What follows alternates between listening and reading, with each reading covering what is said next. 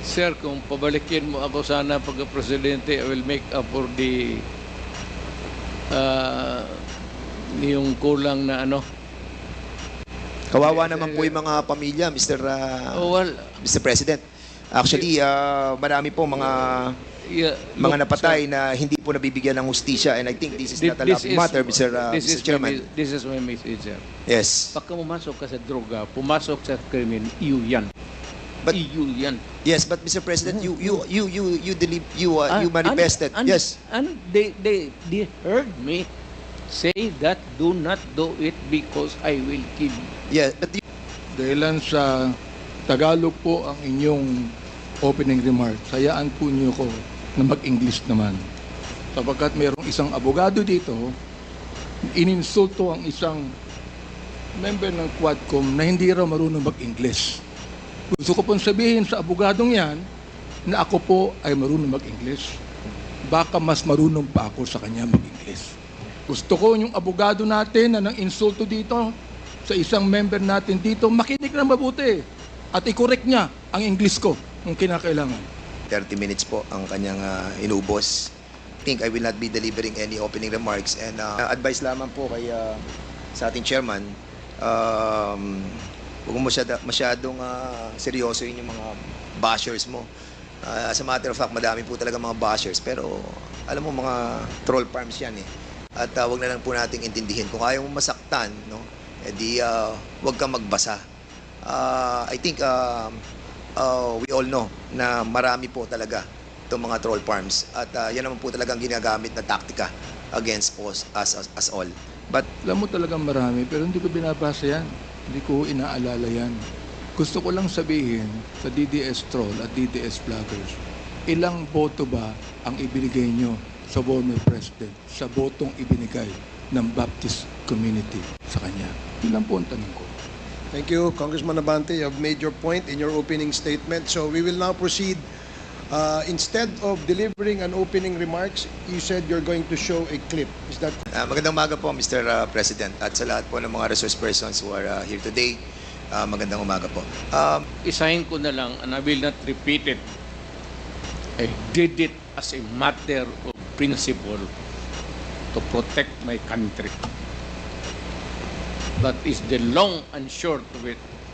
Kung anong tanong man ninyo. Mr. Chairman, Mr. President, 2 days ago you have mentioned that wala po kayong pamasahe papunta po dito, and I'm pretty shocked that you have 1 million in your account to help our policemen, and we salute you, Mr. President, for that, and for being honest that you will be. That 1 million is for my. Wait po, Mr. President.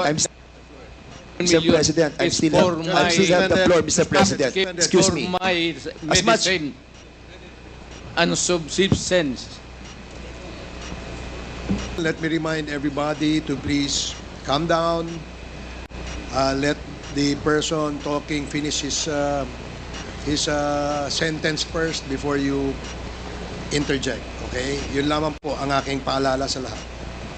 Mr. President, Mr. Chairman, yung pong 1 million na ipagkakalob po ninyo will go a long way.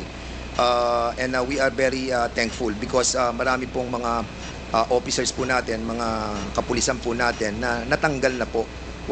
As a matter of fact, to be exact with that, Mr. Chairman, 195 officers na po itong na-dismiss. Nasira po ang kanilang buhay, nawalan po sila ng trabaho, they were humiliated, their dignity was lost. And Mr. Chairman, Mr. President, that 1 million we go a long way. I will hand to you the 1 million. Point of order, Mr. Chairman. Before this. Point of order, Mr. Chairman. What is the rule that was violated? What is the point of order of Congressman The Padman? former president is speaking without the recognition of the chairman. And please, Mr. President, former president, you know the rules. It was read by Chairman Acop. And being a former congressman, you know the internal rules. Let the members of this committee finish the question before answering. That's my first point of order, Mr. Chairman. And I hope the former president understand. Nakalimutan The rules. ko na yun. Yung rules na yun. Oh, now, I now want you. Hindi Pinapaalala ko po. I'm not. Now again, I am Mr. not- Chairman, Chairman, Hearing suspended. the former president is Hearing speaking. suspended.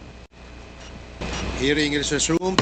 Before I allow everybody to speak, please be reminded, mga kasama, mga resource persons, to always address the chairperson when you want to speak and wait for the chair to recognize you. Para ho maganda yung communication, yung palitan po ng ating komunikasyon. Mahirap po kasi na nag-uunahan tayo magsalita, dadating po sa punto, nagtataasan na ho tayo ng boses, ayaw naman po nating mangyari yan because napaka-maselan at napaka-importante nitong ating pinag-uusapan. I do request from our resource person to please address the chair first before we speak, and the same as well to the members. No, please address the chair. Let me be the traffic enforcer here para malinaw at maayos ang ating hearing sa ngayong umaga.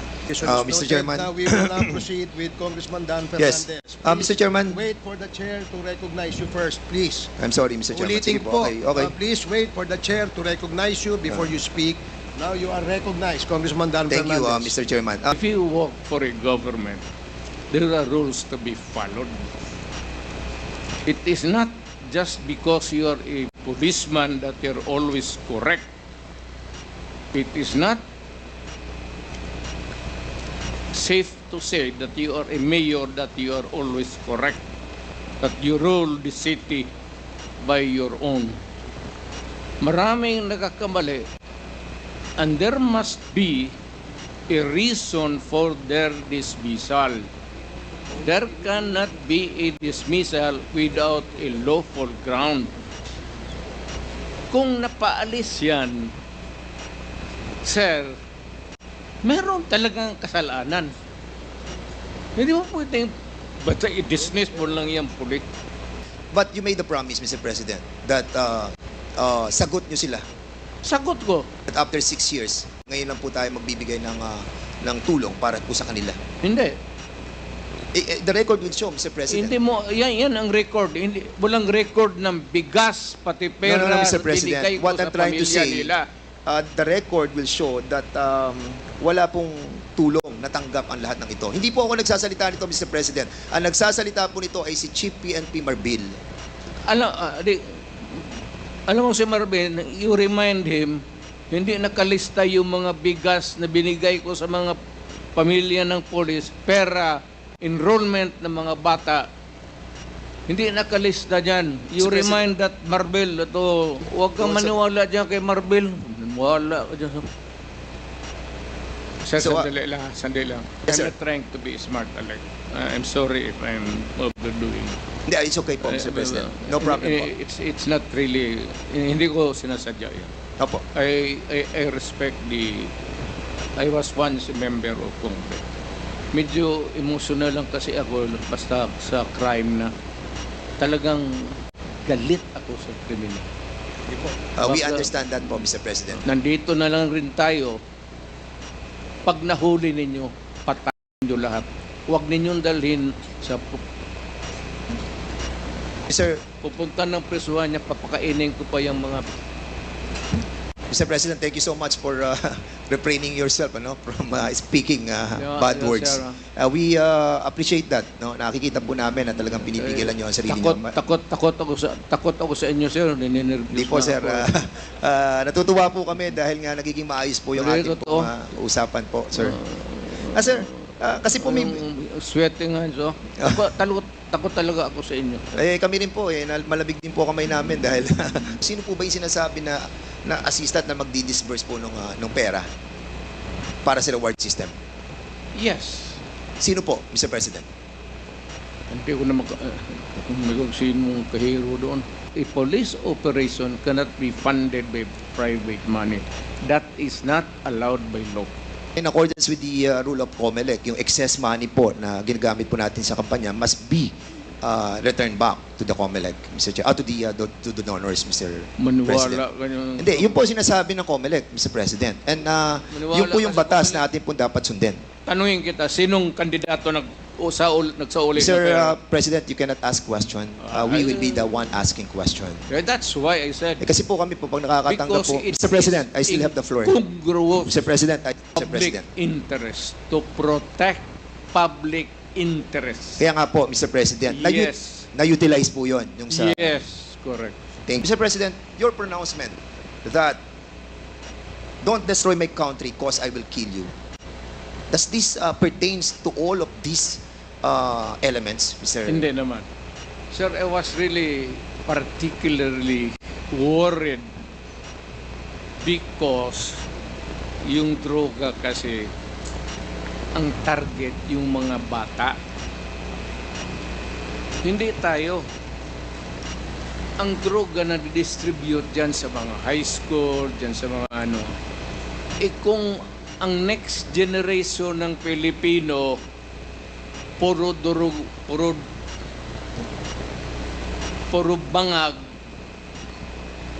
at marami nakikita mo dito, marami mga opisyal natin sa gobyerno, nakikita mo mga bangag eh.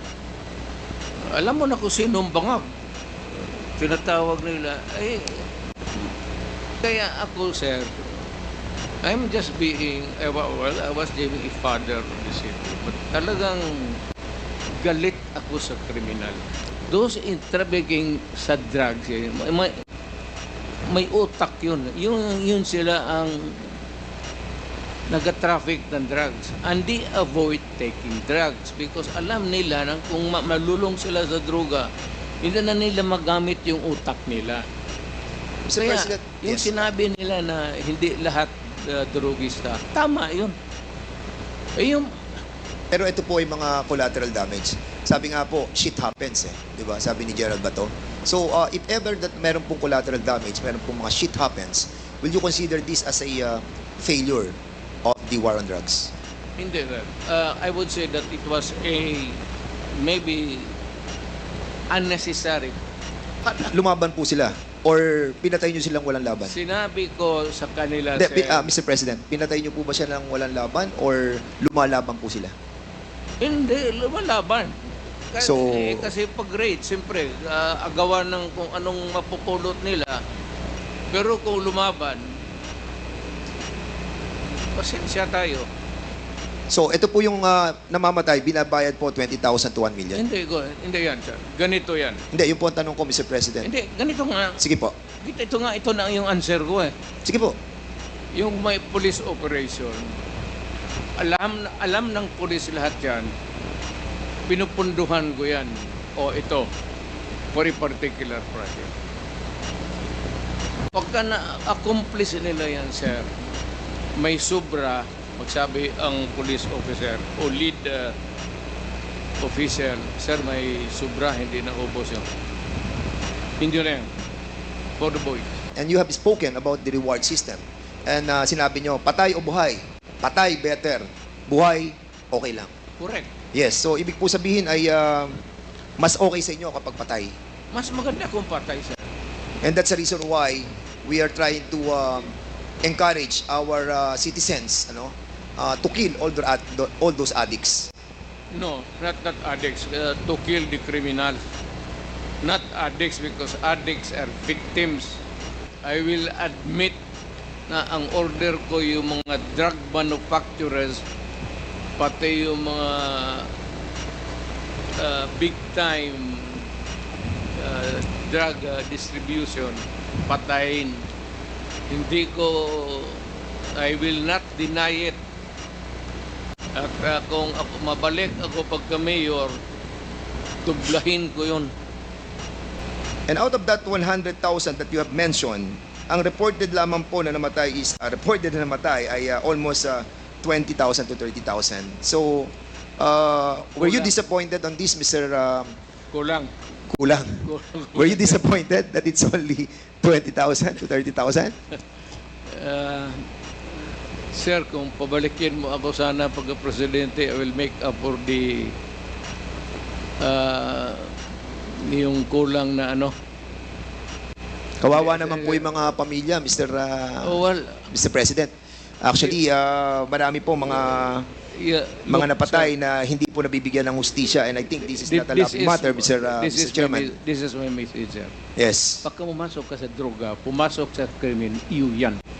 But- iyo yan. Yes, but Mr. President, you manifested. And Yes. And they heard me say that do not do it because I will kill you. Yeah, but